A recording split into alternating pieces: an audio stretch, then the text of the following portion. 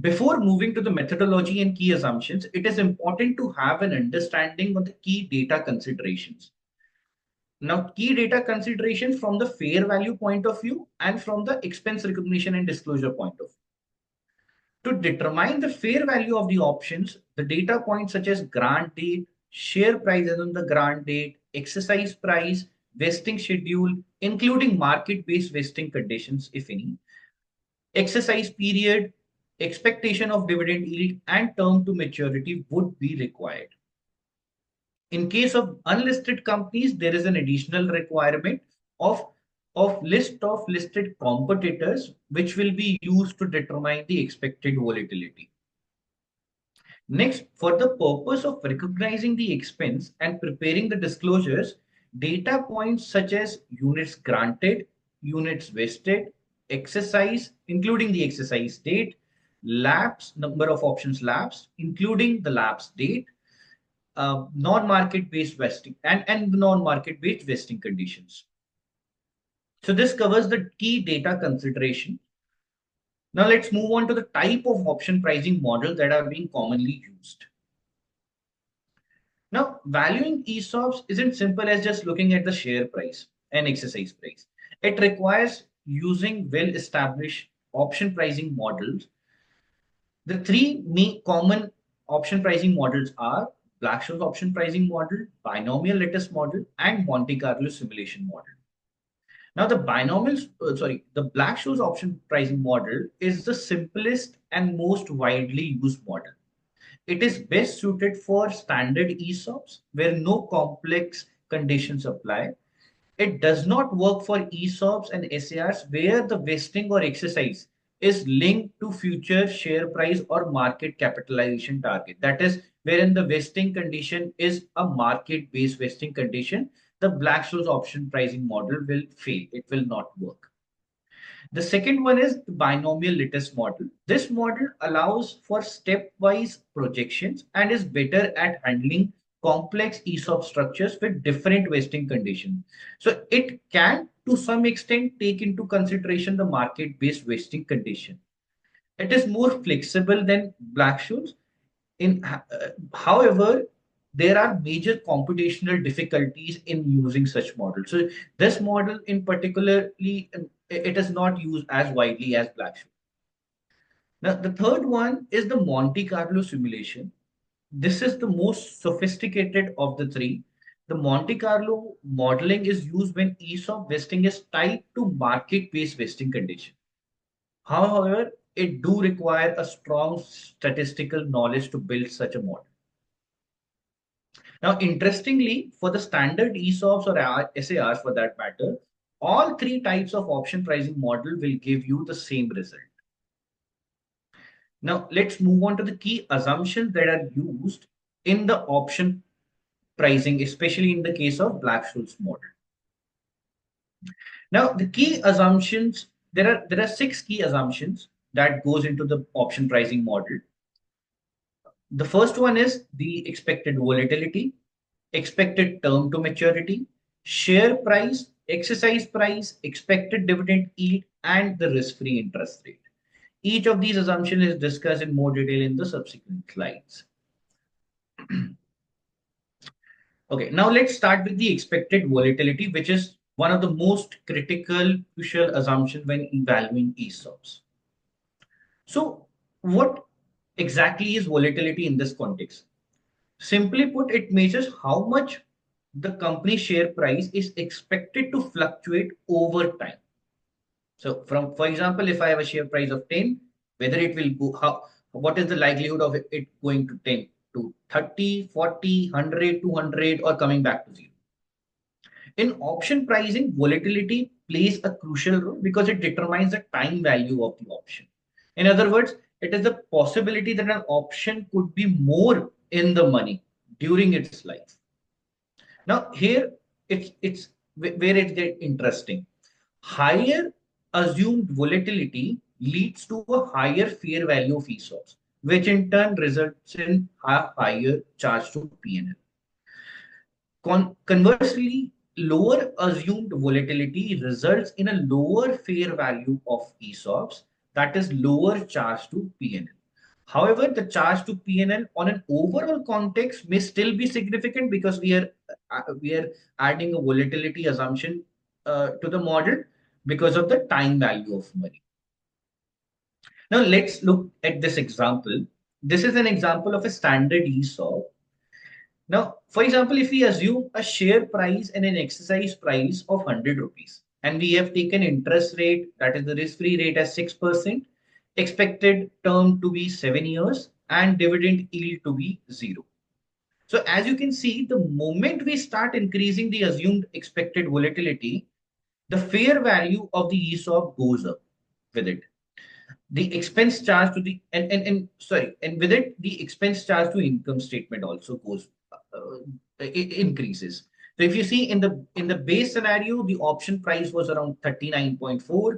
However, in the last scenario, wherein the volatility assumption has been increased to 50%, the option price has increased to 59.6. That is almost 20 rupee jump in the option price. Now, you might be wondering, how do we actually determine the volatility assumption that we are using?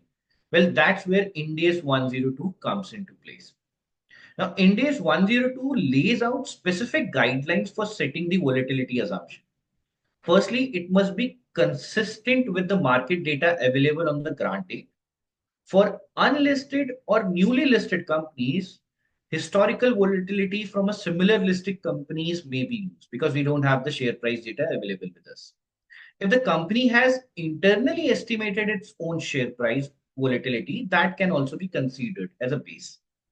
Secondly, the assumption should align with the volatility observed over the expected term of the option. So if the term is 7 years, so we have to look the volatility assumption for the last 7 years of historical share price data. Lastly, if the future volatility is expected to differ from the past trend, appropriate adjustment must be made to account for the market specific or company specific factors. Now, setting a volatility assumption isn't always a straightforward working, especially for private or newly listed companies. That's where some practical consideration we have to keep in mind some practical consideration. Now, for listed companies, volatility may vary for each vesting tranche of the ESOP, so the assumption should be set accordingly. Because here we have the historical data, so we can easily determine the volatility assumption. For unlisted or newly listed companies, choosing comparable companies is crucial. It is not just picking any company. It needs to have a similar industry, market capitalization, and business model. But it also comes with a challenge because like for like comparable data or companies may not be available, especially for the new age or any tech company. So this is where we require the need to make adjustment to the volatility. So mainly there are three adjustments that are usually made. The first one is we need to adjust for illiquidity because it's a private company, shares are not traded publicly, so the data is not available. So hence we have to adjust for the illiquidity factor. Another example is if the company has a unique business model, then the same should be factored in the volatility assumption. The third is any extreme event that has gone in the past, for example, COVID years, should not heavily influence long-term volatility assumption as they might not reflect the future trend. We do not expect the same, say, lockdown of 2 years in future years. So in summary, expected volatility is one of the key drivers of ESOP valuation. It significantly impacts the fair value of the options and in turn the company's P&L charge. Now the choice of volatility assumption must be data driven, realistic, and should align with the provisions of Ind AS 102. Now let's move on to the another key assumption, expected term of the option and how it influences the valuation. So what exactly does this expected term of the option means? It refers to the time from the grant date to the expected exercise date of the option. This assumption plays a huge role in determining the option's fair value. A longer expected term means a higher value of the option, making it more likely to be in the money at the time of exercise. This results in a higher fair value and a higher charge to P&L. On the other hand, a shorter expected means less time for price movements that will goes into the favor of the option holder, hence a lower fair value and a lower P&L charge. Now, let's look at some numbers to see this in action. If we assume a share price and exercise price to be 100 rupee and interest rate 6%, expected volatility 40%, and dividend yield as nil 0%. As you can see from the table, if we extend the expected term from 4 years to 8 years, the option price increases from 39.6 rupees to 56.4 rupees. That is by over 40%. This will directly impact the P&L charge. Now, this is why companies need to carefully estimate the expected term, balancing historical exercise pattern with the business expectations. But how do we actually determine the expected term of the ESOPs? That's where again Ind AS 102 guidelines comes into place. Now, the expected term of the option, this assumption isn't just about making an educated guess. Okay, it will be exercised in 4 years, 5 years, 7 years, just a random guess. That will not work. It has to be grounded in the market data, historical data, and company specific factors. Now, under 102, Ind AS 102, companies must consider the vesting period, the share price movement, the volatility, and the historical exercise behavior of the employees. However, it should be noted that the methodology to estimate the term may differ depending on whether the company is listed or unlisted. Now, for listed companies, the expected term is usually set separately for each vesting tranche, meaning each tranche could have a different option price because once it is vested, the employee or the option holder can exercise the option immediately. They have an exit route available on immediate basis. So hence there can be a expected term differently for different tranches. If the ESOPs have market-linked vesting conditions, such as if the vesting depends on reaching a certain share price target, the expected term must be determined stochastically, and we can use Monte Carlo simulation here. For unlisted companies, the exercise period is often linked to the liquidity events or corporate transactions. Because of this, the expected term is usually based on the management input, and it's common for unlisted companies to apply a single expected term assumption across all the tranches. This results in a single overall option price per grant, simplifying calculation but requiring a careful judgment. Now, in summary, expected term is also a crucial input for the ESOP valuation because it impacts your option pricing and hence your P&L charge. So companies need to apply historical exercise trend, market factors, and industry norms to make reasonable and defendable assumptions. So far we have covered volatility and expected term, and now that were the two of the biggest drivers of the ESOP valuation. But there are few more key assumptions that directly impact the fair value of the option and the expenses. Now, each of these assumption plays a critical role in determining the fair value of ESOPs. The first one is the share price and the exercise price.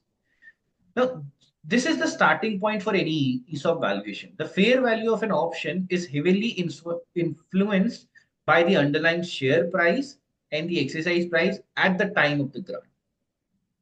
For listed companies, we typically take the closing price on the exchange with the highest trading volume as the share price input.